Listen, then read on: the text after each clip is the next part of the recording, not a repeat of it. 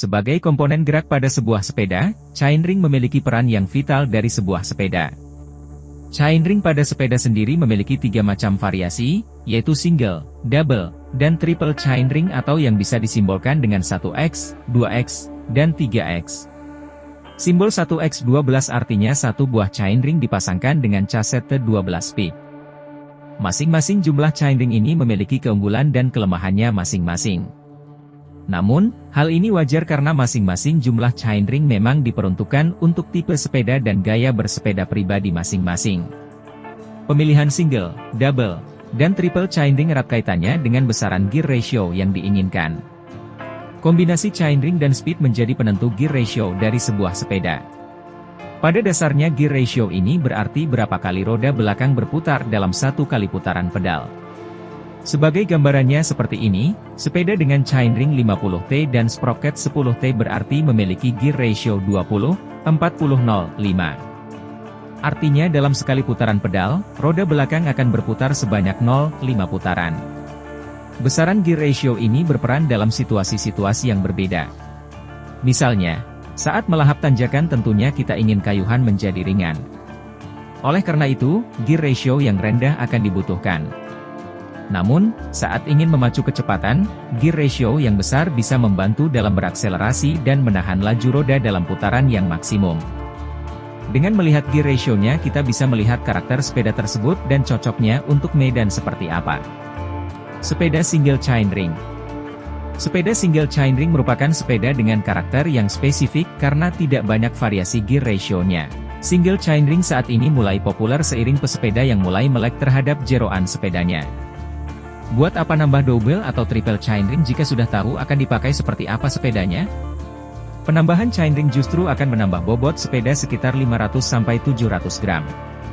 Ukuran chainring yang digunakan pun bervariasi, mulai dari ukuran 32T sampai yang terbesar adalah 52T. Sepeda lipat rata-rata memakai ukuran yang besar seperti 50T atau 52T untuk mengantisipasi ukuran roda yang kecil sehingga cadence tidak perlu terlalu cepat untuk mendapatkan kecepatan maksimal.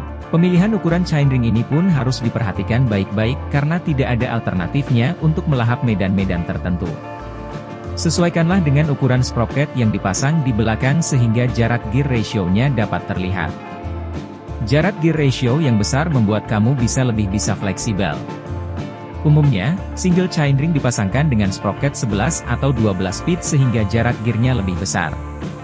Jarak gear yang besar didapatkan dari jumlah sprocket yang banyak, mulai dari 11T sampai 50T. Kelebihan single chainring, tampilan sepeda lebih simpel karena hanya ada satu shifter di handlebar. Bobot lebih ringan karena chainring hanya ada satu dan tanpa adanya kabel dan tuas shifter untuk chainring.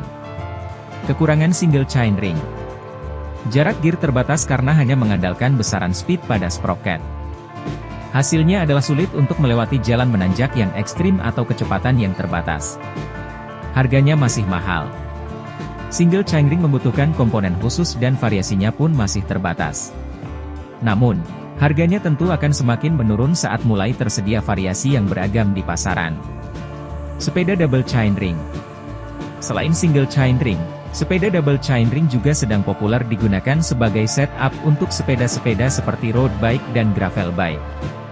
Dengan konfigurasi seperti ini, sepeda akan memiliki jarak gear ratio yang lebih besar tanpa harus menambah bobot sebanyak triple chainring. Secara karakter, sepeda dengan double chainring bisa diaplikasikan kepada sepeda yang lebih spesifik, misalnya untuk on-road, gravel, dan commuting santai. Konfigurasi double chainring ini juga sering disebut dengan istilah compact chainring karena kombinasi ukuran yang biasa dipakai. Kombinasi antara 50-34T, 52-36T, 38-38T atau 52-26T menjadi kombinasi chainring yang populer digunakan. Tentu saja, kombinasi ini sudah disesuaikan dengan tipe sepedanya.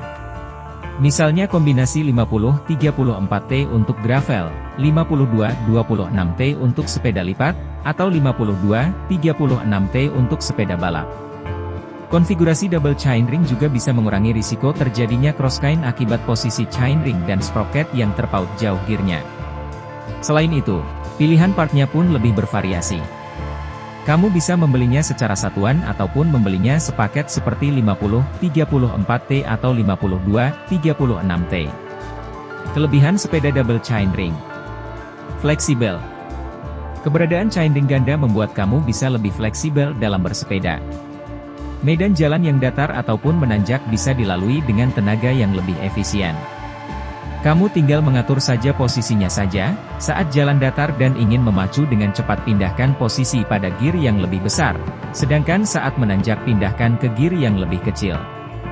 Lebih sederhana, pilihan chainring hanya ada dua, besar atau kecil, sehingga kamu tidak perlu bingung lagi melihat gear depan hanya untuk mengetahui ada di gear berapa. Dari segi bobot juga masih lebih ringan daripada triple chainring. Kekurangan sepeda double chainring. Spesifik. Konfigurasi double chainring ini masih belum bersahabat bagi pemula yang masih ingin menjajal semua medan dengan menggunakan satu sepeda saja. Chainring ganda akan sangat terasa manfaatnya saat penggunaan sepeda sudah spesifik. Bobot bertambah. Dibandingkan single chainring, konfigurasi ganda ini jelas akan menambah bobot.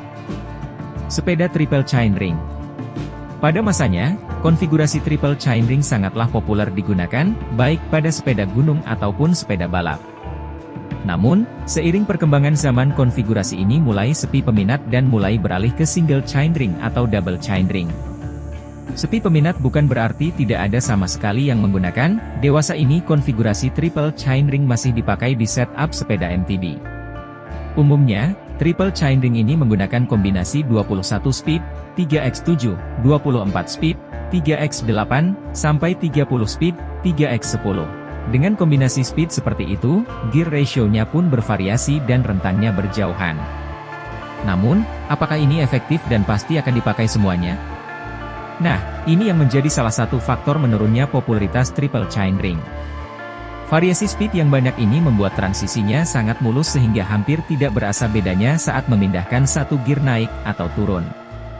Jadinya, shifting terjadi seringnya langsung 2 gigi atau lebih agar terasa lebih berat. Kekurangan sepeda triple chainring. 1. Bobot. Membawa 3 chainring secara bersamaan jelas akan menghadirkan bobot ekstra pada sepeda. 2. Kompleksitas yang rumit. Variasi speed dalam jumlah yang besar mulai dari 21 sampai 30 speed membuat proses shifting menjadi semakin kompleks. Jumlah speed yang banyak ini bisa memecah konsentrasi pesepeda sehingga tidak perhatian teralih dari jalanan. Menggunakan indikator memang bisa membantu, tapi perhatian mata untuk sepersekian detik pasti teralihkan dari jalanan. 3. Crosskain. Selain aus, kondisi crosskain juga menjadi penyakit yang umum terjadi pada rantai sepeda, khususnya pada konfigurasi triple chainring ini. Crosskain adalah sebuah kondisi saat rantai sepeda menjadi miring karena terlalu sering menggunakan kombinasi chainring sprocket yang paling besar-besar atau kecil-kecil. Kondisi crosskain juga bisa membuat kayuhan menjadi tidak efektif karena tenaga tidak 100% tersalurkan untuk memutar roda. Peralihan kultur sepeda dari triple chainring ke konfigurasi yang lebih sederhana ini terjadi memang karena perkembangan dari sisi teknologi dan bukan karena faktor permintaan pasar belaka. Ketiga konfigurasi ini masih ada peminatnya kok dan masih ada juga sepeda-sepeda baru yang menggunakan triple chainring.